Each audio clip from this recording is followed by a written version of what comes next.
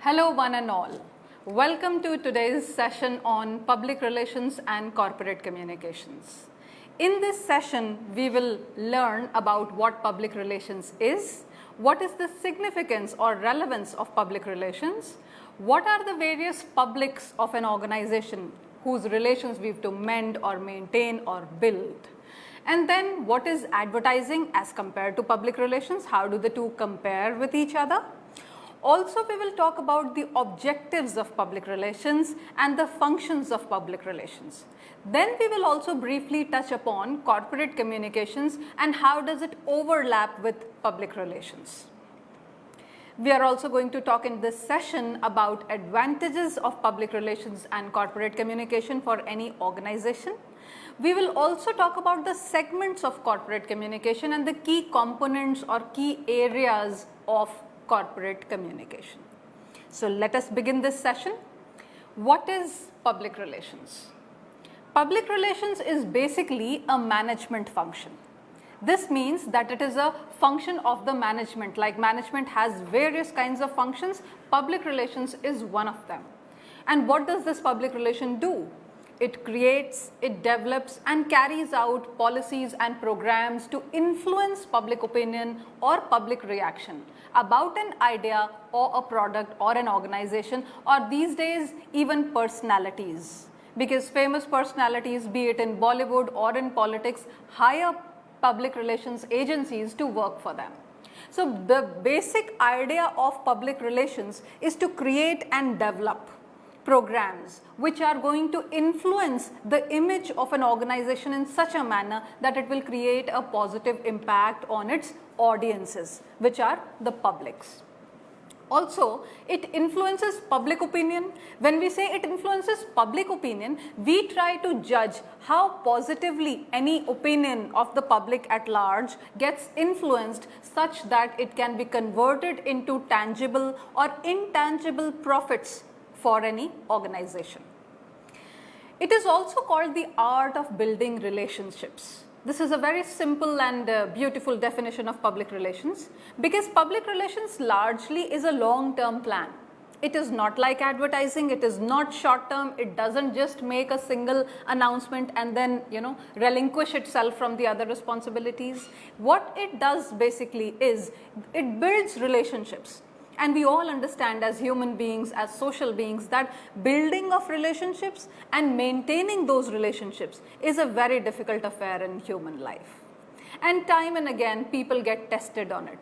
So also, organizations get tested about it.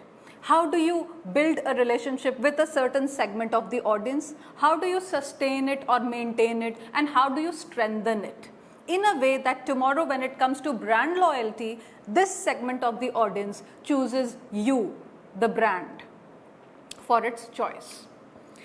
It is also called, public relations is also called doing good and getting credit for it. So public relations is all about doing good, because you need to strengthen and build and maintain and sustain your relationships with various publics.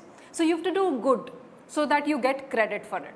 And not just doing good, you also have to showcase it in such a way that you're able to get the credit for the good deeds that you've done. Now, what are these various ways is what we will explore in this session today. PR, basically, public relations, is a part of the society, it is a part of the politics, it is a part of the economics. Wherever sociological relations, wherever human relations are involved, we do talk of public relations. There are people in life who we would like to keep in good humor. There are people in life who we would like to maintain a certain give and take relationship with. So public relations basically teaches you the methods, the art, the innovations of building these relationships, sustaining them, strengthening them, and making use of them in future.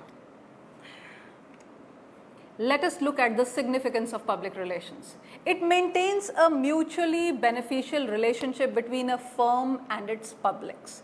Now, it is important that the benefit be mutually shared. So ideally, in a situation, if an organization benefits from the purchase decisions made by the customers or the target audience or the target segment, On the other hand, the customer should also find it a fruitful experience to make a purchase of a certain brand, should find value of money, should find it better than the competition, should find it more satisfying in terms of using that product or service as an experience. Then another way of signifying or telling the relevance of public relations is that it builds sustainable relationships between an organization and its publics. I just talked about building relationships. So building relationships and forgetting about it, not investing into it or not reaping the benefits of it is of no use. Ideally, for a profit-making organization, for a business organization, it is rather a waste. So it is important that sustainable relationships be developed between an organization, the goals, the values, the mission that it stands for, and the publics at large. Again, it should be based on truth, knowledge, and information. It is important to insist on truth because unlike other forms of marketing, say for example advertising, which is not necessarily 100% true, if public relations is not 100% true, you cannot look at building a sustainable relationship. So for all that it takes, it must be built on truth, it must be built on knowledge and the information about the organization, about the product, about how it can benefit the society, about the kind of use that the audiences can put it to. Then public relations also builds image in a big way. In fact, public relations is used for image building and image management only. So ideally, public relations is able to display either your actions or your ideas or whatever good you've done as an organization or an individual or a product in front of the audiences who are concerned with it, who are direct or indirect stakeholders in the company, and then they are able to project a favorable, a positive picture of themselves in front of the target audience. Now let us look at what these publics of an organization are.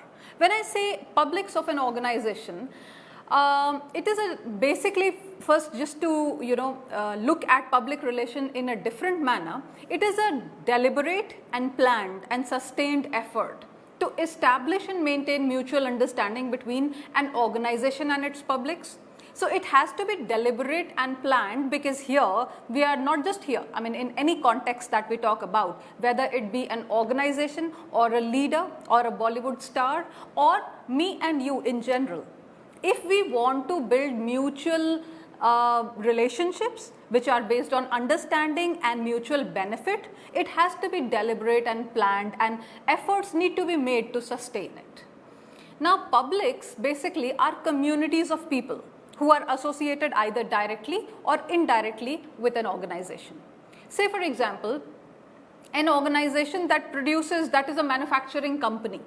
So who all are the publics? The publics can be the government whose policies it must follow and whose taxation system it must follow. It can be the people around, to them they have a certain kind of social responsibility. Then there is the media, there are the investors, there are the various wholesalers, distributors, all this chain of people who are associated directly or indirectly with any organization is called its publics. Now the publics can be of two kinds, they can be external and they can be internal. When I say internal publics, it is largely those people who are directly associated not only with an organization, they are associated with the production of the product or service or whatever, the idea that they are propagating or selling in the market. So the employees of an organization are the internal publics of that organization. When it comes to external publics, this list can be extended, it is not all inclusive. But it does list a few of the external publics. Now these can be the customers, the first and the very most.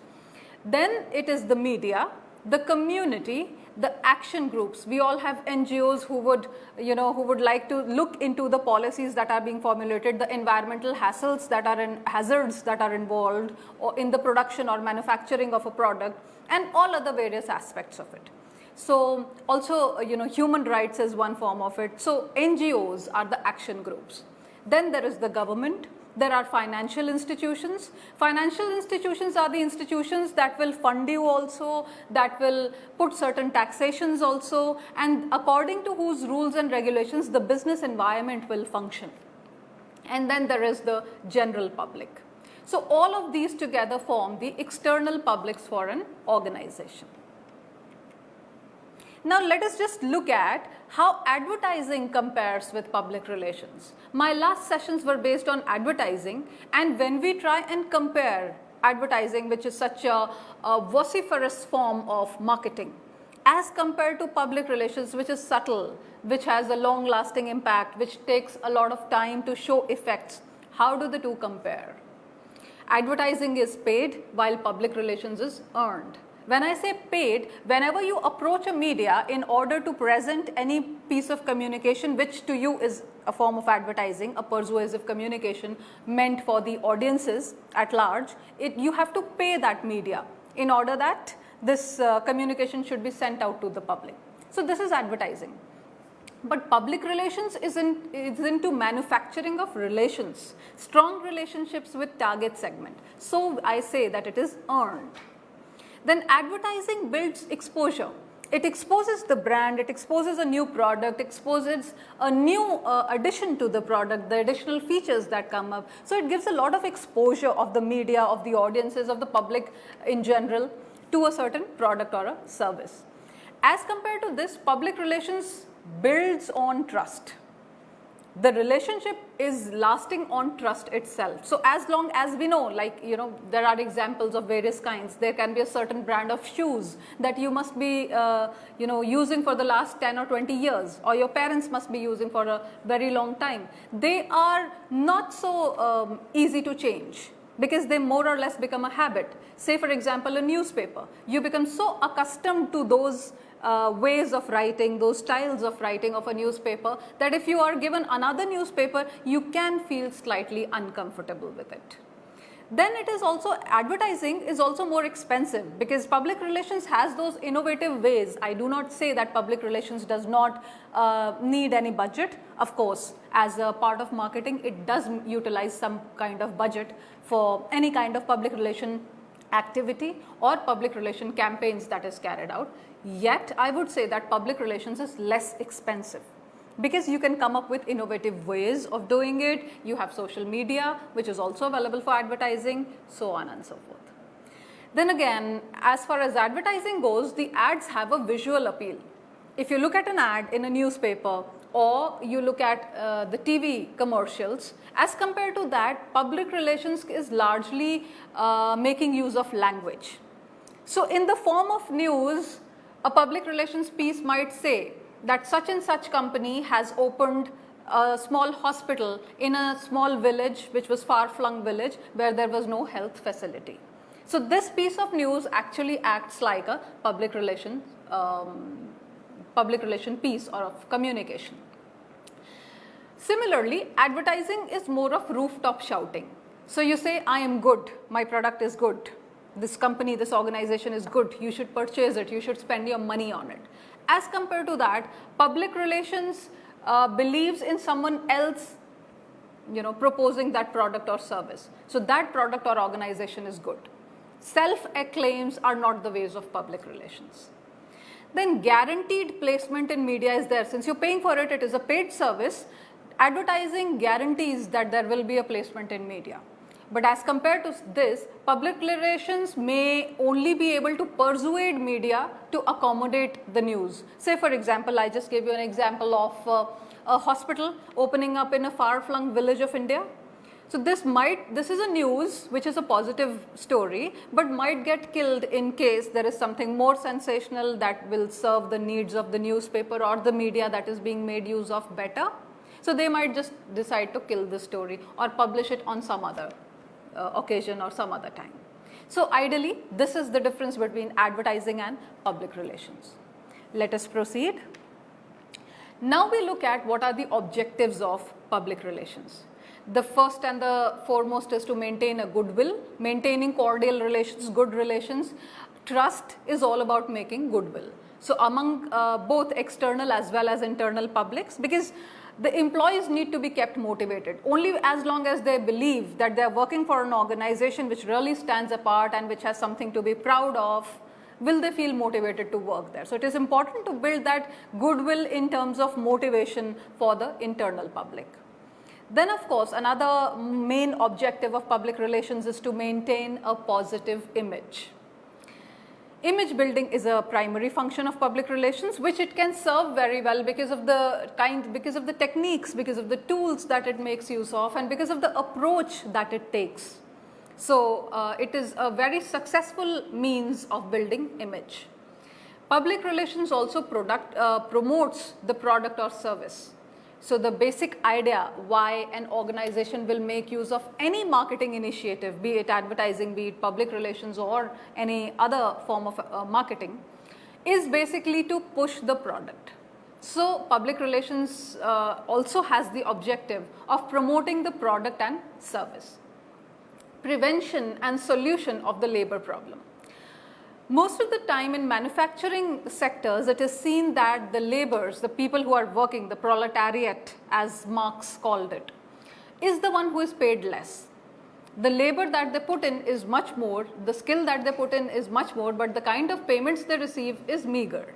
So in that kind of a situation, there will always be a problem between the laborers and the managers or the owners of a company. So public relations does a mediating job in this as well.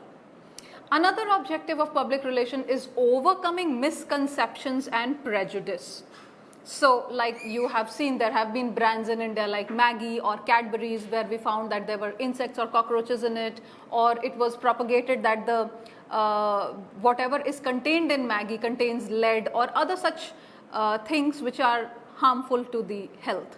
So overcoming any kind of misconception or any kind of negative notion through its various activities is also the job of a public relations officer in an organization. So these are the objectives of public relations. There are more. Educating the public to the use of the product and service. If there is a new product in the market, you need to educate. One thing is you need to create a need for it. There can be a big possibility that since this product did not exist till date, means there wasn't so much of a need for it. So you first have to understand why and how you have to create need for your product. And then you have to educate the public on how your product or service can fulfill that need. So say for example, a number of times pesticides have been reported in vegetables and fruits. So there have been brands that have come up with certain features of their products whereby they can take out the chemicals that are there in the vegetables and fruits. So you have to first create a need. This is something which could have been done even without the use of a purifier, this thing. But here you are creating a need amongst the target segment that this will do it to its best possible capacity and it will completely free your fruits and vegetables of any kind of chemicals or pesticides or some such thing. So you have to create a need and then educate the public as to how the product can suffice that need. Then another objective is to investigate the attitude of various groups towards the company policies. There can be times when profit-making organizations are not seen in a justifiable manner. As in, there can be always human rights organizations who would say that they are either paying less or they are creating a hazard to the environment, or they are, the people around have to pay a lot of social cost because of the existence of the factory or the manufacturing unit in a certain area. So ideally, the public relations department must investigate the attitude of various groups towards the company policies, towards the company products and the company as an entity as such, and then work on what best it can do to improvise it. Another thing is formulation and guidance of the policies. When I say formulation and guidance, it is about what kind of policies should be formed such that without hampering the environment, without incurring a lot of social cost to the people nearby, you should be able to formulate a policy which will also do you good and also be of some social benefit. So formulation and guidance of policies inside the company is also one objective, one function of public relations department. Now we look at functions. We were so far talking of objectives, and objectives and functions you will find are quite overlapping in nature. Now let us look at the functions. The first thing is to use various PR tools to achieve organizational goals. Every organization has a certain identity, a certain personality. It is viewed in a certain manner by its public. So when you making use of public relations tools and techniques, how are you able to successfully achieve the organizational goals is an important thing to consider. So that's one function of public relations. Another is to interact with the government and non-government agencies for smooth running of the organization.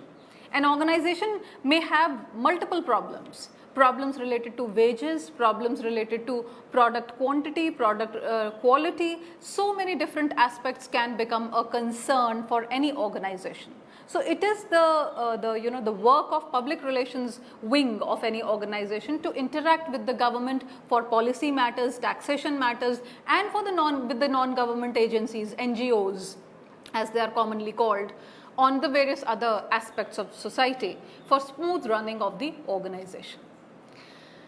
Then another function is to maintain good media relations, because at the end of it, the kind of image that any organization or a star celebrity or a politician or anyone is able to project is only through the vehicle, which is the media. So it is very important to cultivate the media and maintain good relations with the media. This is another function of public relations. Then to inform the publics about various activities. Until you inform the various target audience, the public memory, as they say, is short-lived. So until you keep informing them, until you keep doing new activities, something that has something to give away to the society as well, and you highlight your activities, people will totally forget about the brand. So it is important to inform the publics about the various activities that your organization is scheduling and carrying out. Also, reputation building and management is an important part, which is like, image building. So you build a certain kind of reputation. This organization is aggressive, but it holds on to its corporate social responsibility. That's one kind of a reputation. Another kind could be that this organization helps the little companies which are springing up in the market, but it is highly profit oriented. This is another kind of reputation. So what kind of reputation would you like to hold for your organization, and how you would want to manage and sustain it, and whether you would want to change it over a period of years, like a traditional company would want to be seen in the modern light, because the younger generation is now taking purchase decisions. So probably the values that are more closer to them is something that a company would like to reflect. So that requires building of reputation and management of reputation as well. And a very important function of public relations is crisis management. Crisis is something which is an unforeseen situation that suddenly comes in front of you, and you have to make the right decisions at that time. Most of the times, most people would want to hide the facts. They would want to hide the truth. But that completely is the worst thing. Anything that can go wrong is this. So in times of crisis, how do you plan your communication, and how do you communicate? To whom do you communicate? How do you maintain transparency? Because you have to, all right, a crisis has taken place in an organization, you have to shoulder the responsibility, you have to take the responsibility, after which, how are you doing the damage control? Or how are you compensating to the people, to the society for the losses that have been incurred? That is an important thing. So crisis management is another very important function of public relations. Now we start to look at what corporate communications is. So far I have given you a fair idea of what public relations is, what its objectives and functions are, why is it important, why do we need it in organizations, and now we come to corporate communications. To begin with, let me state frankly that corporate communication is a new terminology for public relations, and maximum of its functions are overlapping in nature. So you may also call public relations as corporate communication. But since this has emerged a little later than public relations and is closer to the management side of things, so I am dealing with it in a separate way today. Corporate communication encompasses all communications of an organization, both externally as well as internally. When we look at the aims of corporate communication, it is to present a uniform communicative experience. We said in terms of public relations, it was to maintain a good image, a favorable image, and to manage crisis and all those things. Here we say that it is important to present a uniform communicative experience. What do I mean by that? Say for example, there are various verticals that an organization may have. So this organization could be producing refrigerators and also washing machines and also other consumer durables, and now they have maybe moved into textiles. So how do you present a uniformity in it so that this company, it just don't, it is not only to give an idea of the magnanimity of the organization, but also you put some weight behind a new product that is being launched or a new vertical that you're moving in. Because your reputation from your old business will carry forward here. So this is the job of corporate communication, that it presents a uniform communicative experience, one umbrella brand, which has so many verticals under it. Then another aim is to create a favorable point of view, which is what public relations does. The third thing is improving awareness. Things keep changing in an organization. It could be related to the production, it could be related to the policies, it could be related to the budgets that you've set for your marketing, advertising and other expenditures. It could be pertaining to your corporate social responsibility. It can also pertain to your mergers and acquisitions into new companies, new concerns, taking over smaller concerns. So it can be all sorts of information. So it is important that corporate communication keeps improving upon the awareness of various stakeholders. If I am a financer, I would like to see how well this company has grown over a period of years, where all it has invested, what kind of mergers has it been into, and what kind of dividends has it reaped out of this. So ideally, this is a chart that I would like in front of me in order to decide whether or not I am going to fund this organization or not. So improving upon constant improvement in awareness about a concern about a brand is also the function of corporate communication. Then it has to be goal-oriented action. Like any other marketing communication, corporate communication also sets certain goals for itself, for its activities, and then it decides in how long a period or how short a period will we reach this goal. What are the various means and materials that we will use for it? What is the methodology we will make use of? So on and so forth. Then there has to be some profit-oriented action. Why have we set goals? Because we are a business entity. So at the end of it all, there has to be some profit to show to the stakeholders, to the government and everyone. So profit-oriented action is also a part of the functions of corporate communication. Now let us look at the advantages of public relations and corporate communications. The first thing is that it strengthens corporate identity. Corporate identity are all those features in a brand. It could be your logo, it could be your mascot, it could be anything through which your unique identity is represented. So this kind of communication, professional, targeted, planned communication, helps you in strengthening your identity as a corporate. It increases the recognition value. So when people know more about this company, they will be able to recognize this company. It improves upon professionalism in any concern, business concern.